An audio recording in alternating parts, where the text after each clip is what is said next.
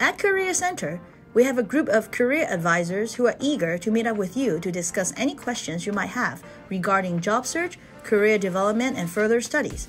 Let me show you how to make an appointment with us.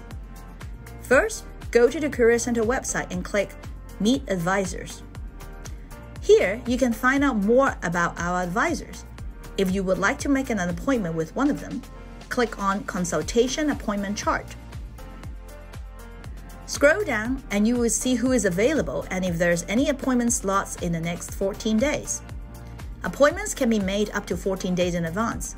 Click on a slot that works for you and make an appointment with that advisor. Fill in your contact information and let us know what you want to talk about in this appointment. Then click Submit. You're all set. In case if you can't find a slot that works for you, or the advisor you want to meet is not on roster, you can email him or her directly and request an appointment. During the school term, we also do walk-in appointments on certain days of the week. During online school, we also do virtual walk-ins. You can always check out the latest arrangement on walk-in consultation on this page. Now you know how to make an appointment with us. Hope to see you soon.